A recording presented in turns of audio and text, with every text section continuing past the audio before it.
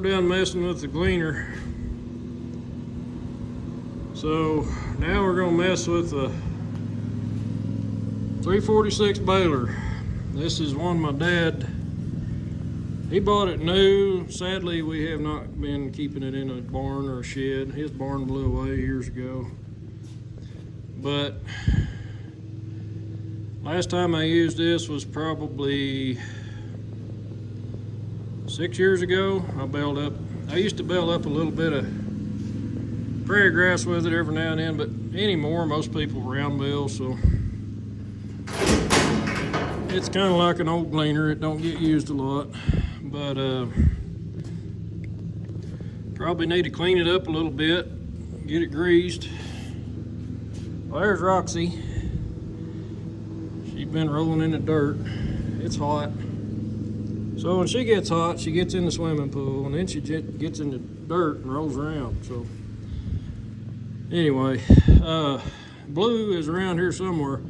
That's something I was going to tell you. We were making fun calling him Jeff, but he named himself when I came home one day, and his nose was blue, and he had been eating blue paint in the garage. It was household paint, so it's probably not that bad for you. Obviously didn't hurt him, but so he became Blue. And the funny thing is, when I call him Blue, it's like it might have been his real name. So you know how things work out sometimes. You just kind of you just can't quite describe. That was it. Anyway, on this tractor, see, 930 tractors have the PTO. I know the lighting's probably bad here, but the PTO on a 930 is way up higher than, I think it's supposed to be 14 inches from here to here. I do have what they call a yoke that goes on here. That's supposed to raise this hitch up to the height of the implement. The problem is the John Deere baler has this special hitch that you're supposed to tighten up against your drawbar and all that. So, and this thing has seen better days. I'm not sure what happened with this guard, but I will say this: I was running this baler with my dad has an old Model D case, which is just like this, only smaller, 4-cylinder engine. But I used to bale hay with it sometimes just to get it out and run it. And one day I was running it, and the bolt came out of here, and that let that fall off, and the end of that drive shaft was swinging around behind the seat. Scared me to death. But it didn't hit me. It hit the seat a couple times, but if I would have tried to jump off the back or something, it would have got me. But I was able to shut it down, and no harm really done to me. But I need to do some work on that pivot. I'm gonna see if it'll work with the drawbar where it's at, because if I put that yoke on there, it's not going to work very well with that hitch, I don't think. I might be able to make it work. I'm going to look at it and see. But anyway, one thing about these 930 cases, they've got a independent PTO, but it does not have a brake on it. So whenever the engine's running, this will be spinning unless you've got a load on it. A lot of people don't understand that. They think, well, you need to adjust the brake on it. Well, there's no brake on these. They're just when you hook a PTO implement up, you need to have the engine turned off. So kind of the way they work. Anyway, this is a good hay baler. It used to be a really good hay baler. A 330 or 346 is what this is. I think they're still considered a decent hay baler. It always did a pretty good job baling.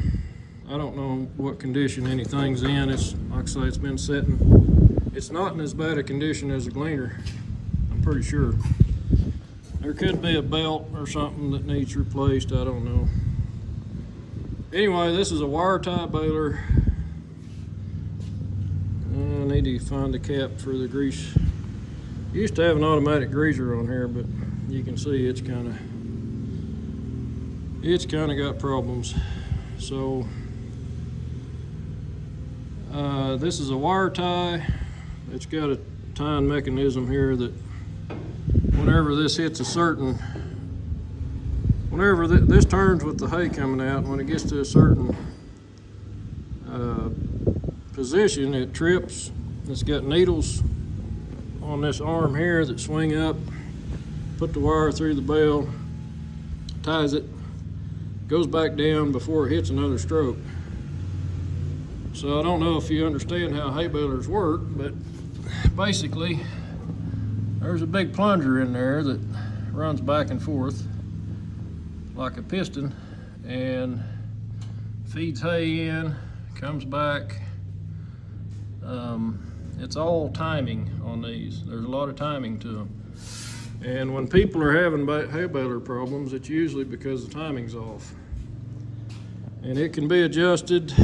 I would have to look at the book, but there are adjustments on timing on it. So anyway, that's that's gonna be some more farming fun. Okay, this is what I come up with on the hitch. This is not ideal, but there's enough slack, I think it'll be okay. That drawbar's got twist in it. But what I'm doing now is I'm gonna try to figure out the right RPM to run this, because these old tractors ran pretty slow when they was on PTO. So I'm gonna start it up and I'll figure out what works.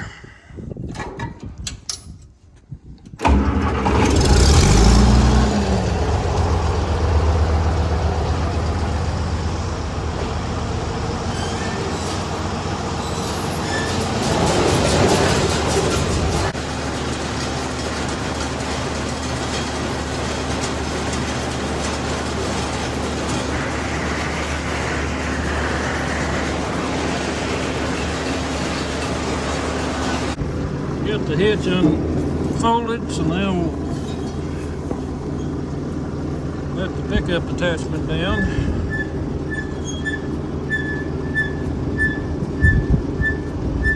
And we'll see what happens. This thing hasn't been used probably 6-7 years, I don't know for sure. Hopefully things stay together. I got this straightened out. I figured out what happened is there's a slip joint in here you can't grease. And it was binding up, so when you'd fold the hitch, it was bending this metal bracket. Probably not good for the gearbox either, but I got it freed up now, so it's working better. So I'll give her a go.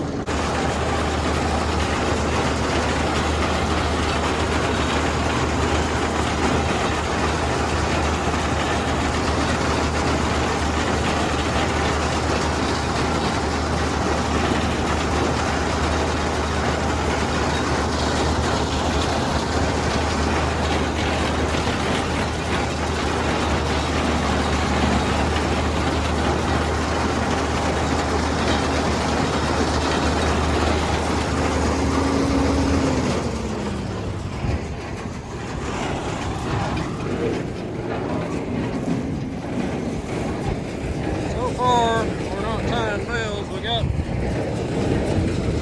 something happened. We got wire on one side and off the other. Okay, we've ran some hay through it. Went one round around the field.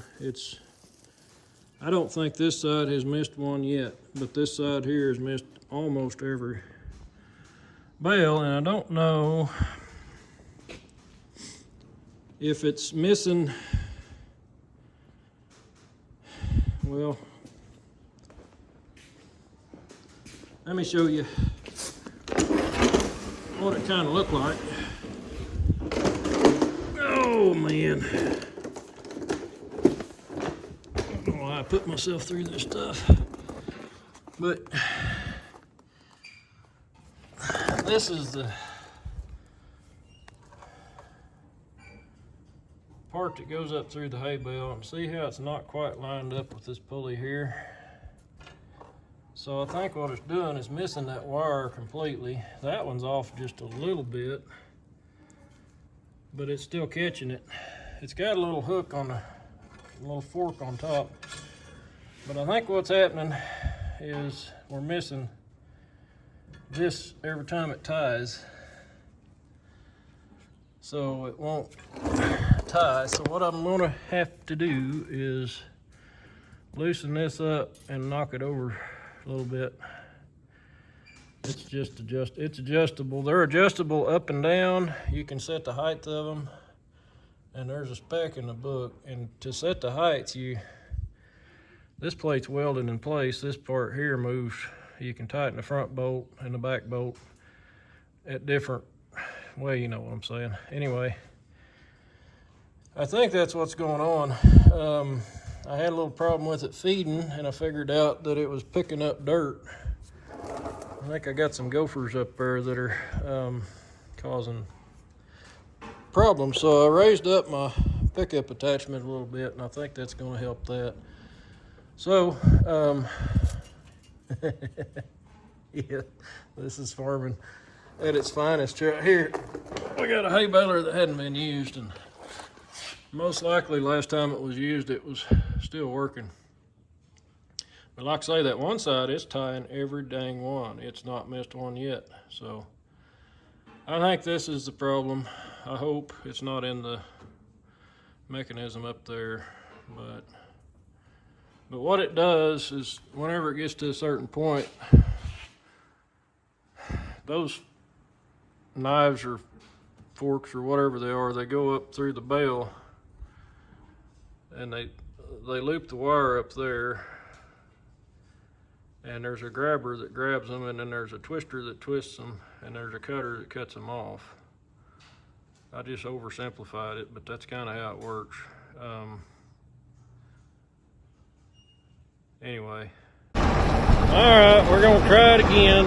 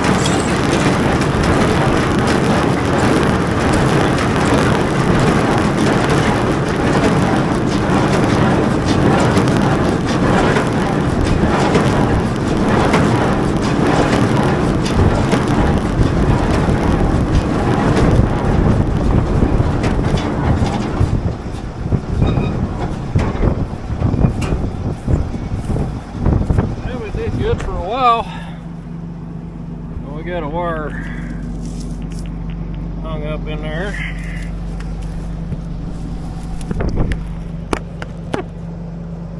I don't know, maybe time for some new twisters.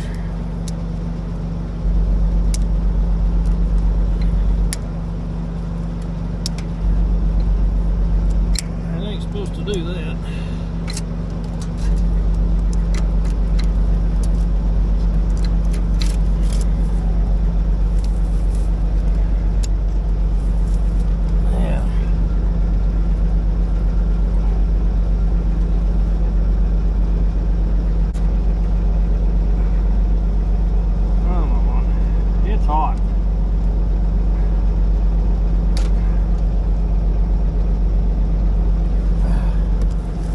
It's hot out here.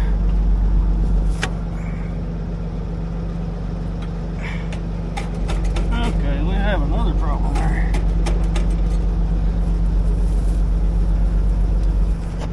Something happened.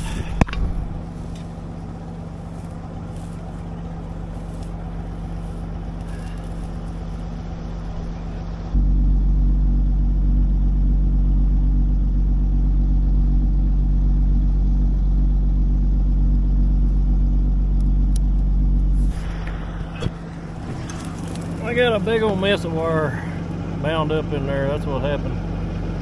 I'm gonna pull it in the barn.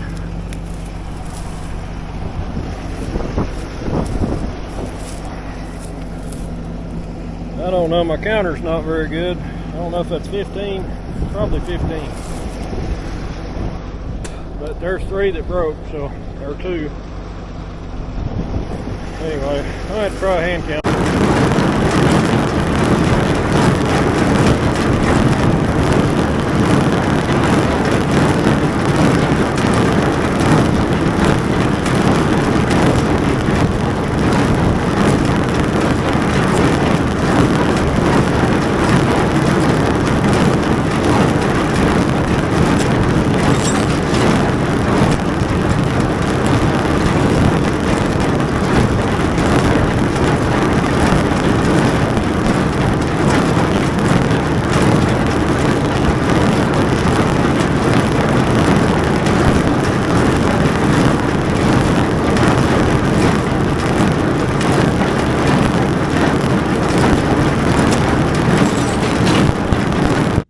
So I got to the end of my video I was making and I realized I didn't really follow up on it, but I ended up with about 54 bales. I didn't bale the 5 acres, I just baled the 2. The reason for that was there wasn't a whole lot of hay up there. This setup's not ideal for baling hay. The later Comfort Kings that had the 3-point, they were better for, they had the standardized hitch. This worked, but when I'd make a short turn, it would make a lot of racket. Of course, our safety shield's lacking a little bit, but I mixed up some diesel and oil and I sprayed in the baler. It did a pretty good job after we got some of the bugs worked out on it. It did okay. I still need to get, some new tubes for this greaser, and I need a new counter. You can't read the numbers on it. It says 50 something. Anyway, the old 346 still works pretty good. My wire, I got it oiled up. 930, of course, it just runs like a champ. There's no trouble with it, but like I say, it's just not an ideal setup for PTO. And we got Roxy. Come here, Blue. Here. And this is Blue. We did call him Jeff for a little bit, but Jeff, Blue, I don't know. He named himself because I got home one day, he had a blue nose. He had been eating blue paint. So I think he likes the name Blue better than Jeff. Anyway, he's gonna hang around with us a while, I guess. He's he's our new doggy. Anyway, hope you guys enjoy the video.